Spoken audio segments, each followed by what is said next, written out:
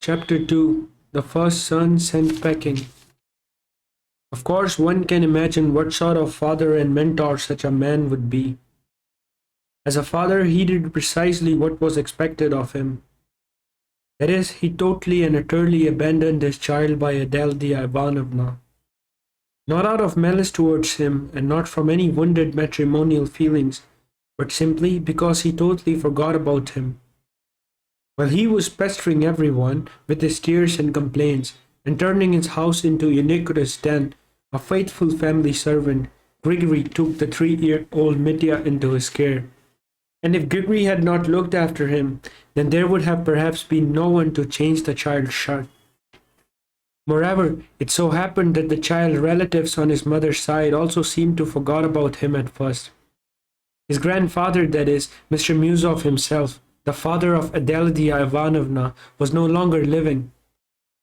His widow, Mitya's grandmother, had moved to Moscow and was quite ill, and the sisters were all married, so that Mitya had to spend almost a whole year with the servant Grigory, living in the servant's cottage. But even if his papa had remembered him, indeed he could not have been unaware of his existence, he would have sent him back to the cottage, for the child would have gotten in the way of his debaucheries. Just then, however, the late Adeldia Ivanova's cousin, Pyotr Alexandrovich Musov, happened to return from Paris. Afterwards, he lived abroad for many years, but at the same time he was still a very young man, and among the Musovs, an unusual sort of man, enlightened, metropolitan, cosmopolitan, a lifelong European, and at the end of his life a liberal of the 40s and 50s.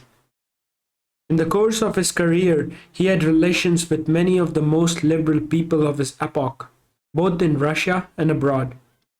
He knew Proudhon and Bakunin personally, and he particularly liked to recall and describe. This was already near his journey's end. The 3 days of the February Revolution in Paris in 48, letting on that himself had almost taken part in it on the barricades. This was one of the most delightful memories of his youth. He had independent property, valued according to the old system at about 1,000 souls. His splendid estate lay just beyond our little town and bordered on the lands of our famous monastery, with which Pyotr Alexandrovich, while still very young, having just came into his inheritance, at once began endless litigation over the rights to some kind of fishing in the river or wood cutting in the forest. I'm not sure which, but to start a lawsuit against the clericals was something he even considered his civic and enlightened duty. Hearing all about Adeldia Ivanovna, whom he of course remembered and had once even shown some interest in, and learning of Mitya's existence, he decided, despite his youthful indignation and his contempt for Fyodor Pavlovich, to step into the affair. It was then that he first made the acquaintance of Fyodor. He told him straight off that he wanted to take responsibility for the child's upbringing. Years later, he used to recall, as a typical of the man, that when he first began speaking about Mitya with Fyodor, the latter looked for a while as if he had no idea what child it was all about, and was even surprised as it were to learn that he had a little son somewhere in the house. Though Pyotr may have exaggerated, still there must have been some balance of truth in his story. But all his life, as a matter of fact, Fyodor was fond of play acting, of suddenly taking up some unexpected role right in front of you, often when there was no need for it, and even to his own disadvantage, as for instance in the present case. This trait, however, is characteristic of great many people, even rather intelligent ones, and not only of Fyodor. Pyotr Alexandrovich hotly pursued the business and even got himself appointed the child's guardian, jointly with Fyodor. Since there was, after all, a small property, a house, an estate, lived by his mother. Mitya did in fact go to live with his mother's cousin, but the latter, having no family of his own, and being in hurry to return to Paris for a long stay as soon as he had arranged and secured the income from his estates, entrusted the child to one of his mother's cousin, a Moscow lady. In the event, having settled himself in Paris, he too forgot about the child, especially after the outbreak of the above-mentioned February Revolution, which so struck his imagination that he was unable to forget it for the rest of his life. The Moscow lady died, and Mitya was passed on to one of her married daughters. It seems he later changed home a fourth time. I won't go into that now, particularly as I shall have much to say later on about his first-born son of Fyodor, and much confine himself here to the most essential fact, without which I could not even begin my novel. First of all, this Dmitri Fyodorovich was the only one of Fyodor Pavlovich's three sons.